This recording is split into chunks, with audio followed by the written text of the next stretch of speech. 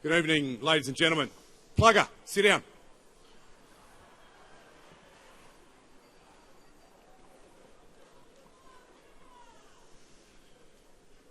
I have the honour of presenting the 350 game milestone award today, or tonight. And we all know who that goes to. What do I say? What do I say about this guy? Adam Roy. Pick 43, the 1997 draft. Geez, that's a long time ago, Goodsy. I have 3 young kids at home and their favourite players are Buddy, Dan Hanbury, Macca, but their all-time favourite's Uncle Adam. Sometimes I have to remind them that their old man was okay back in the day. Sometimes we chuck the old DVD on Mickey O. And we watch that, we watch it again, and we watch it again. But it's got to the stage now at my house, my lovely partner Emma uses a discipline. We don't have time out, we watch the Mickey O DVD. Well, you know what, the kids are cleaning the house, mowing the lawns. Please, Dad, no, not again. And I said I was presenting today, and I asked my eldest, I said, what am I going to say about Uncle? And she said, keep it simple, Dad, and don't cry. She's a beauty, but I'm going to follow her advice and keep it real simple. But just have a listen to this. Swans Rising Star 1999, AFL Rising Star 1999, International Rules 2001, Captain 2010. You probably keep going till 2020, Goodsy. AFL Coaches Association Award 2006. The Players Award 2006, 09, 10 and 2011. Best Clubman 2007. Leading Goal Kicker 2009, 10 and 11. Indigenous Team of the Century 2005. Co-Captain 2009 to 2012. All-Australian 2003, 6, 9, 11. Swans Best and Fairest 2003, 6, 11. Brownlow Medalist 2003, 2006. Premiership Player 2005, 2012. And he was late today because he saved a cat out of a tree.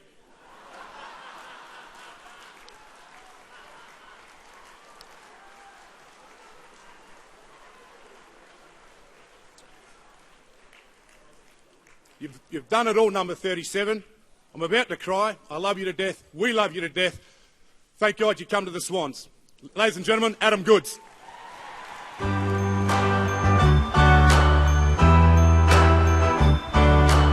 and centre is O'Loughlin. Couldn't snare it.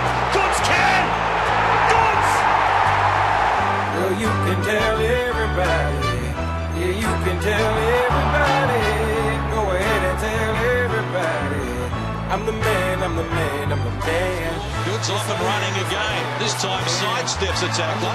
65 out goes McPherson's unloads, and it is raining goals for the Sydney Swans. Straight to Goods though, and he wants to take them on. The Brownlow medalist goes to work. 55 and closing, gets plenty on it. A goal of the day. And Kirk to Goods. He could be the breaker for Sydney. And he might just break it here. He might go all the way. And in game 250, he kicks an absolute cracker. Stand up now and face the sun. Won't hide my tail or turn and run. It's time to do what must be done.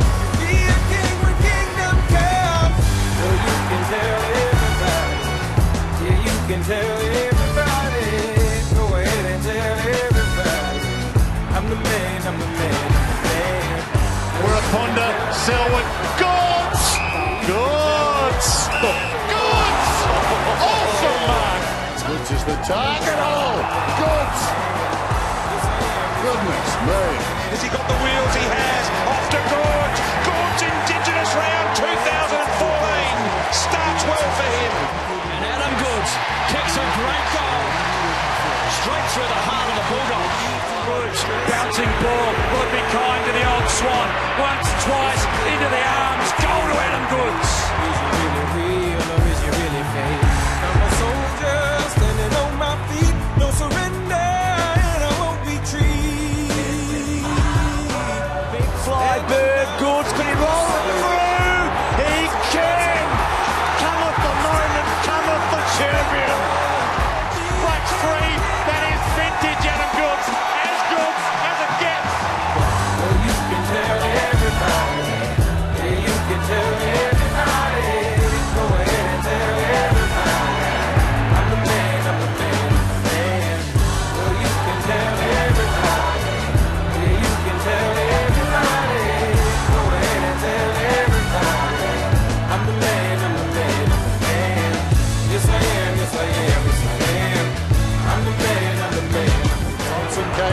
pace. Now a chance for Goods. Wheels around 40 metres out. How will it bounce? Through for a goal. And maybe a triple premiership play. Who knows? He's got the 2 Brownlows, the 2 premierships. Dennis, he's done it all, hasn't he?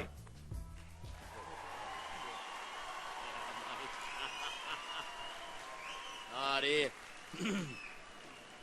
Adam, whenever I hear that stat, number 43 in the draft, I always think, shit, there must have been 42 very good players going around that year. Can you remember your first game, first touch?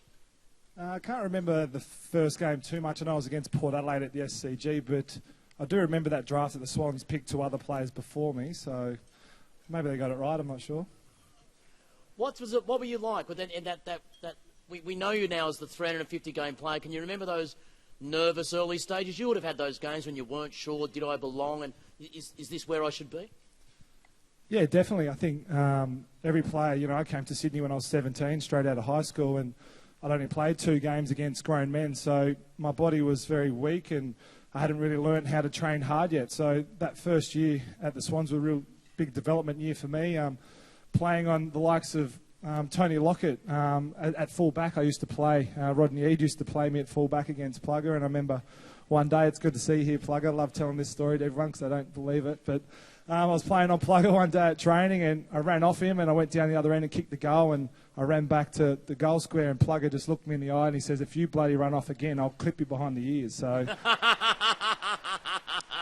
So I stood 5 metres behind Plugger for the rest of training.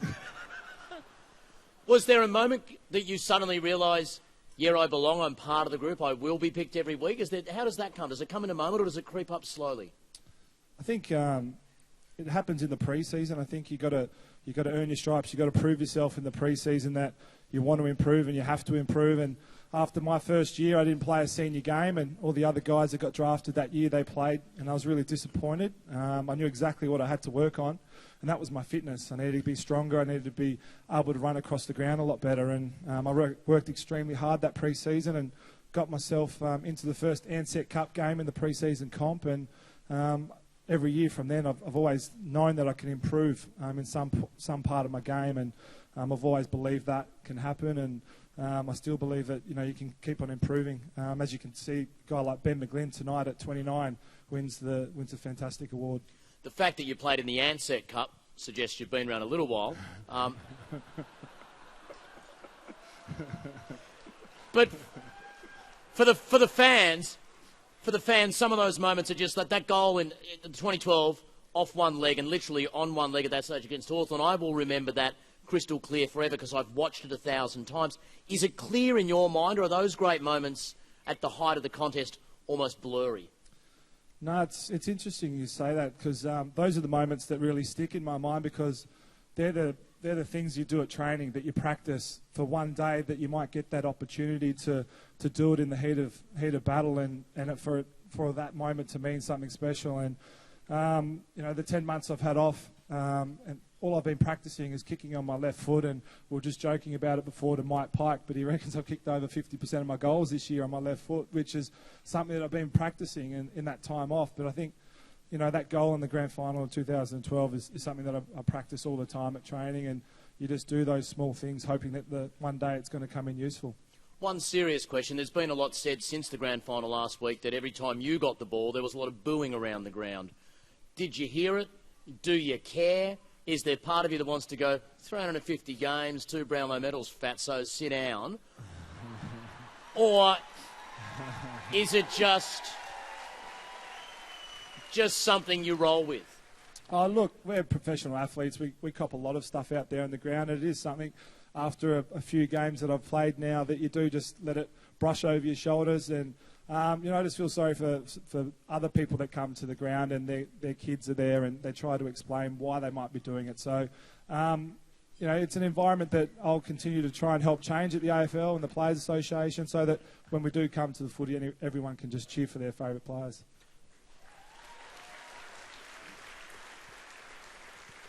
I know there's a couple of things you want to say in reflecting on your time at the club.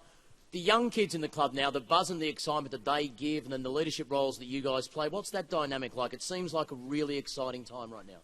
Yeah, it is, and that's the environment that the leadership group and the football club have created, and you know, it's there for the leaders to take ownership of, and then it's there for those younger players and those middle tier players to buy into that system. And there's no better feeling at a football club when you have an up and running culture and everyone's buying into it and everyone wants to improve, because it just keeps setting the benchmark so much higher week in and week out, year after year. So to be part of an organisation that keeps doing that and doesn't stop until it keeps getting players in that want to do that, it's a great environment to be part of.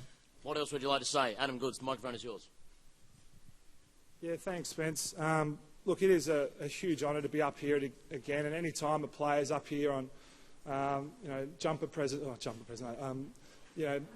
Bobby Skilton night, you just saw guys like Benny McGlynn and Jared McVeigh getting up out here and how humbled they are. Any time you're up here, it is a humbling experience, and to have played this many games with this fantastic football club is a huge honour. And every time I run out there, wearing that jumper, it is truly something special. And there's no better feeling doing it on grand final day. And unfortunately, we didn't play the way that we wanted to play last weekend. But I know this football club and its players will do whatever it can to make sure that never happens again. And I know for me personally, there's been a lot of said about what am I going to do next year. And if it means that Plugger will come back next year, Plugger, if you come back next year, mate, I'll be here. I'll be there at training on December 1st, and I'll be there next year. Hopefully you guys can support me again.